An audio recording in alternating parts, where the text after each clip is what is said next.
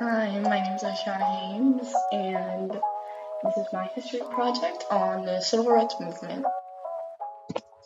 The two main leaders who were effective in this movement were Martin Luther King Jr. and Malcolm X. First, let's start off with Martin Luther King Jr. He was a Christian follower and leader. With those beliefs in mind, he wanted to organize a peaceful way of doing protests. He believed that there should be equality between African Americans and white people, and that African Americans should not be segregated. He led many protests, but the biggest one was the Montgomery March, which helped African Americans to obtain the right to vote. The other big leader was Malcolm X, who practiced the Muslim faith. Malcolm X mainly advocated for the segregation of African Americans from whites. He wanted to have a separate country for African Americans in America.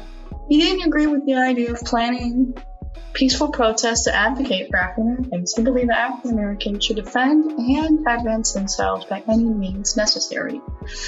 The biggest movement that he organized was the Unity Rally in Harlem, which focused on unifying all African Americans regardless of religious background, social class, or political views. Another factor that was important during the Civil Rights Movement was that at the time, unfortunately, there was a lot of racial segregation and discrimination in our schools.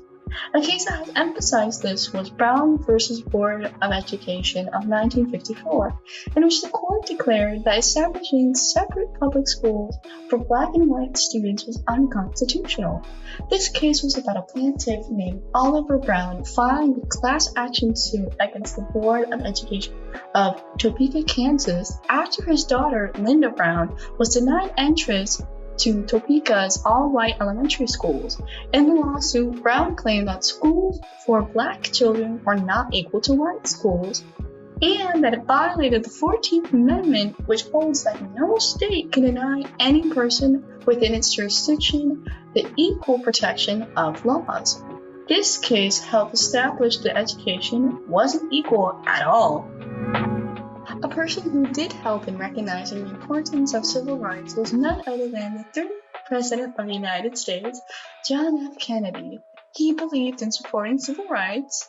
During his few days in office, he wanted to increase the hiring of black federal employees and requested an audit of diversity in federal employment and pay grades in the workforce. The main event that really helped America take notice of this was when Kennedy made a televised address about the need for civil rights legislation. Kennedy proposed the Civil Rights Act in 1963 to provide protection for all Americans to have the right to vote under the United States Constitution and to end segregation in public facilities. The law was passed in 1964. The one thing that has always been a part of history, and may even still take place now, involves potential discrimination against minorities from the police. Many events and situations have documented this problem over the years, and led to riots and civil unrest. One of the most memorable riots that need to be mentioned was the Whites riots in 1963. At the time, many people tried to stop discrimination, but ended up being unsuccessful. In August 1965, a white police officer arrested an African American man named Marquette Free on suspicion of driving while intoxicated. Free resisted arrest, and the police used excessive force on him. Following the arrest, many people were outraged and engaged in rioting and vandalism for 6 days. This resulted in $45 million worth of property damage and was the largest rebellion of the Civil Rights era. Despite the Civil Rights Movement and the passage of legislation to improve the treatment of Black Americans in the United States, there is still a lot of progress that needs to be made today in the 21st century.